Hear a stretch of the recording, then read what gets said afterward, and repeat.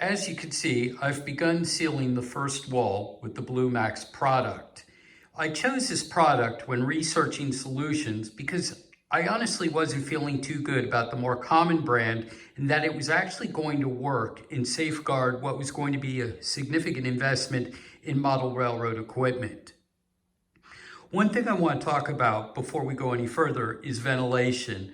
Like any kind of paint type product, this product well smells. And you will want to ventilate your room either by opening the windows, doors, and the use of fans.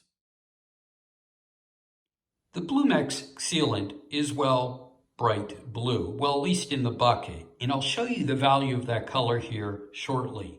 Its consistency is like a thin pudding, and this really works well on a block wall in filling the holes, the pores, and the cracks. As you will notice, there's a 3-inch paintbrush there. I tried other paintbrush sizes, but they didn't work too well. The 2-inch brush is too narrow as it doesn't hold enough product, and the 4-inch brush, well, honestly, it wears your arm out because as you try to force the product into the pores and seams, you get tired. Before you apply the sealant, I want to point out 2 things that I did. First, I actually washed the floor. If there is dirt in the cement there on the floor, the sealant won't adhere and it will pull up. The next thing I did was I put down tape so I could have a clean seam. You'll notice at the bottom right corner, and also so that I could ensure there was adequate sealant between the slab floor and the block wall. And so this is where I started. I put my first coat of sealant along the floor and about 1 course of block up. I then work up the corner. When I do the room, I'm actually going to put 3 coats on that seam because that is the weakest point in your wall. The other thing is, because it takes a while to put this product, you may get tired. So what I did was I trimmed out each individual block and then I filled the block in.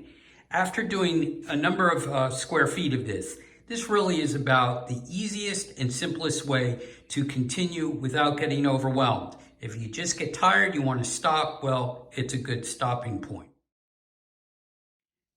The last thing I want to show you is the difference between 1 coat of sealant on the left and 2 coats of sealant on the right. You'll note the Post-it note pad there.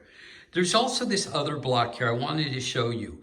Don't be obliged to be perfect on your first coat because the second coat is when you will actually finish the wall. As I noted before, the product being blue I thought was interesting, and then I didn't realize it until I actually got the first coat on, the value. I sort of did a loose coat on this just to show you how the pores, and if you note them there are gray, they pop out. So this is sort of like bluing ink they use in the machining world, and you can tell exactly where you need to put the second coat on.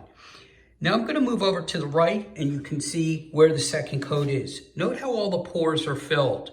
If you were to rub your hand over this right now, it is smooth and you can easily put a coat of paint on top of this within a couple days. Hopefully you found this video useful. If you have any questions, feel free to reach out to me on my website. Thank you for watching, subscribe, and stay tuned for more